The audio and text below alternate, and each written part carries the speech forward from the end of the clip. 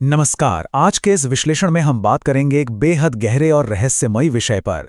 सोचिए, जो खुद ब्रह्मांड का संचालक है, जो रक्षक है, उसकी अपनी अंतिम यात्रा इस धरती पर कैसे पूरी हुई। भगवान कृष्ण के इस पृथ्वी से विदा होने की कहानी, ये एक ऐसा पौराणिक रहस्य है जो सच में सोचने पर मजबूर कर देता है कि जब स्वयं भगवान ने अपना अंत लिखा तो वो कैसा दृश्य रहा होगा। तो चलिए, बिना किसी देरी के इस रहस्य की परतों को खोलते हैं। तो चलिए, सबसे पहले इस गहरे विरोधाभास पर गौर करते हैं। जो सर्वशक्तिमान है, जो हर एक घटना का सूत्रधार है, वो अपने अंतिम समय में बिल्कुल शांत और एकांत अंत कैसे चुनता है। मतलब, जिस ईश्वर ने पूरे युग को दिशा दिखाई, उसने अपनी ही विदाई इतनी रहस्यमयी क्यों रखी। इसका जवाब हमें उन घटनाओं में मिलता है जो इस पल से बहुत पहले हो चुकी थीं। अब जरा इस कॉन्ट्रास्ट पर ध्यान दीजिए। एक तरफ वो द्वारका के सर्वशक्तिमान राजा थे, कुरुक्षेत्र में अर्जुन के मार्गदर्शक थे, पूरे यादव कुल के रक्षक थे। लेकिन दूसरी तरफ, अपने अंतिम क्षणों में वो इन सब से बिल्कुल दूर थे। द्वारका से मीलों दूर एक शांत जंगल में एक पुराने बरगद के पेड़ के नीचे बिल्कुल अकेले बैठे थे। ना सुदर्शन चक्र, न उनके प्रिय मित्र अर्जुन और ना ही राधा। इतनी भव्यता के बाद अचानक ये गहरा मौन अजीब लगता है ना। अब यहाँ जो सबसे दिलचस्प बात समझने वाली है वो है लीला का सिद्धांत। इसे समझे बिना हम इस विदाई को नहीं समझ सकते। लीला का मतलब है ईश्वरीय खेल। आसान शब्दों में कहें तो ब्रह्मांड की घटनाएं और जीवन के चक्र एक तयशुदा, बहुत ही उच्च योजना के तहत घटते हैं। जो भी हो रहा था वो कोई अचानक हुई दुर्घटना नहीं थी, बल्कि उसी ईश्वरीय मास्टर प्लान का हिस्सा था जिसे खुद कृष्ण ने स्वीकार किया था। और इस लीला की असली शुरुआत हुई थी महाभारत के युद्ध के ठीक बाद। जरा उस दृश्य की कल्पना कीजिए। महाभारत का वो विनाशकारी युद्ध खत्म हो चुका है। कुरुक्षेत्र की मिट्टी पर चारों तरफ सिर्फ राख और खून है। और वहां एक मां, गांधारी, अपने 100 मृत बेटों की जली हुई लाशों के बीच से गुजर रही हैं। उनका दर्द, उनका वो गुस्सा, उसकी कोई सीमा नहीं थी। उन्हें लगता था कि कृष्ण चाहते तो सिर्फ अपनी एक मुस्कान से इस पूरे विनाश को रोक सकते थे। लेकिन सही मार्ग की स्थापना के लिए ऐसा होने दिया गया। और इस फैसले की सबसे बड़ी कीमत उस मां के दिल ने चुकाई थी। और उसी असीम दुख और भयंकर क्रोध में गांधारी ने एक ऐसा श्राप दिया जिसने सब कुछ बदल कर रख दिया।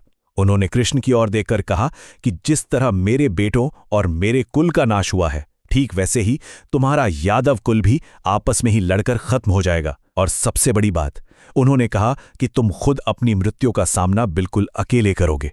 कृष्ण का रिएक्शन क्या था? उन्होंने बिना किसी विरोध के बस एक शांत मुस्कान के साथ इसे स्वीकार कर लिया, क्योंकि वो जानते थे कि नियति का जो चक्र उन्होंने चलाया है, उसकी आग अंततः उनके अपनों तक भी पहुंचनी ही थी।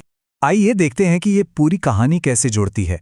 ये अंत सिर्फ एक श्राप का नतीजा नहीं था, बल्कि युगों से चली आ रही एक चेन का फाइनल हिस्सा था।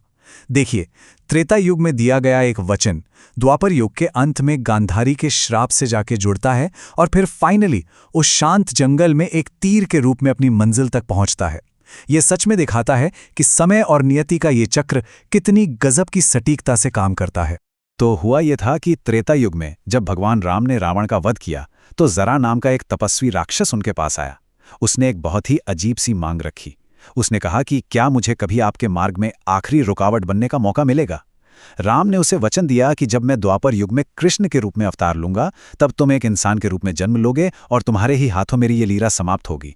तो बस वो पुराना ब्रह्मांडीय वचन अब पूरा होने का समय आ गया था। हम अक्सर भूल जाते हैं कि इस धरती पर कृष्ण का सफर कितना भारी था। मतलब, जन्म हुआ तो कैदखाने में, सामान्य बचपन तो मिला ही नहीं। फिर युद्ध में अपने ही लोगों को मरते हुए देखना पड़ा। गांधारी के श्राप की वजह से अपने ही यादव कुल को आपस में लड़कर खत्म होते देखा। और इन सबसे भी बढ़कर राधा से वियोग का वो असीम दुख। वो पूरी दुनिया को प्रेम का पाठ पढ़ाते रहे, लेकिन खुद उस अलगाव की पीड़ा को चुपचाप सहते रहे। ये चीज हमें याद दिलाती है कि भगवान होकर भी उन्होंने इंसानियत के दुखों और भावनाओं को पूरी शिद्दत से जिया।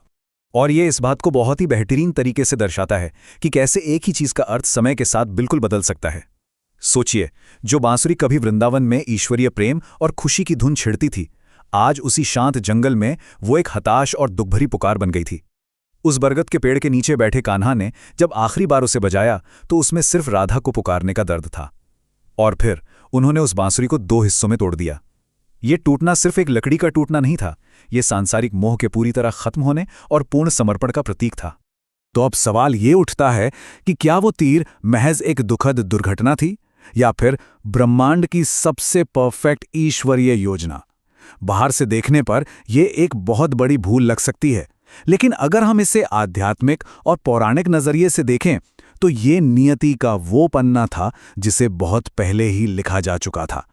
देखिए, उस शांत जंगल में हुआ क्या था।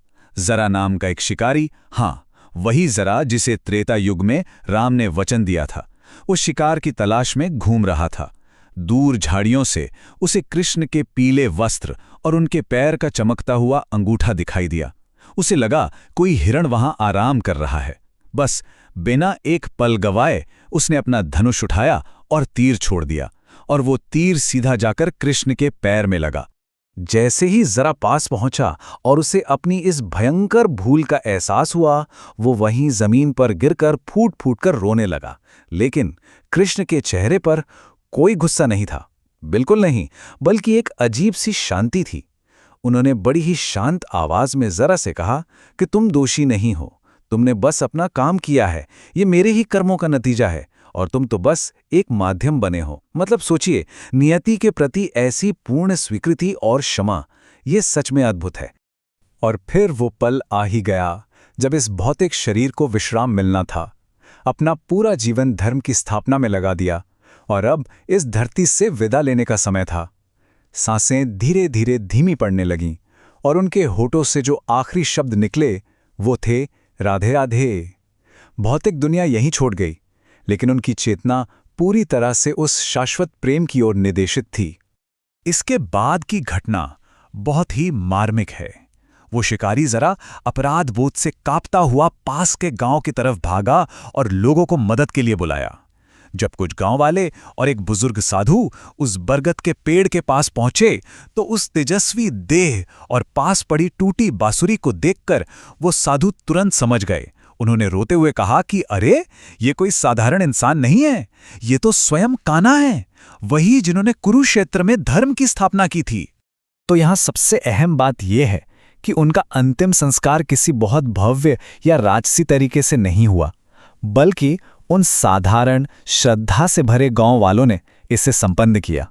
उन्होंने सुगंधित चंदन की लकड़ियां इकट्ठा की, पवित्र नदी के जल से देह को स्नान कराया, और सबसे भावुक कर देने वाला पल वो था जब उस चिता पर वो टूटी हुई बांसुरी भी रख दी गई। मंत्रोच्चार के बीच उस पवित्र देह को अग्नि को समर्पित कर दिया गया। अब इस पूरे प्राचीन ग्रंथ से हम क्या सीख सकते हैं? पहली बात तो ये कि ये भौतिक शरीर सिर्फ एक अस्थायी निवास है, इसे एक ना एक दिन मिटना ही है। दूसरा, कर्म और नियति के नियम इतने अटल हैं कि सर्वोच्च शक्तियां भी उनसे बंधी हुई हैं, वो भी उनका सम्मान करती हैं। और सबसे बड़ी बात, शरीर भले ही नष्ट हो जाए, लेकिन ईश्वरीय प्रेम और सत्य का जो संदेश होता है वो इस भौतिक दुनिया से कहीं परे हमेशा अमर रहता है। तो इस विश्लेषण को खत्म करते हुए एक बहुत बड़ा सवाल हमारे सामने आता है। अगर ब्रह्मांड का वो सबसे बड़ा रचयिता कर्म के इन अटल नियमों के आगे इतनी शांति से झुक सकता है, तो हम साधारण मनुष्यों को अपनी अनलिखी नियति का सामना कैसे करना चाहिए? क्या हमें भी उस लीला को स्वीकार करना सीख लेना चाहिए? इस पर जरूर विचार कीजिएगा। आज के लिए बस इतना ही। जुड़ने के लिए बहुत बहुत धन्यवाद।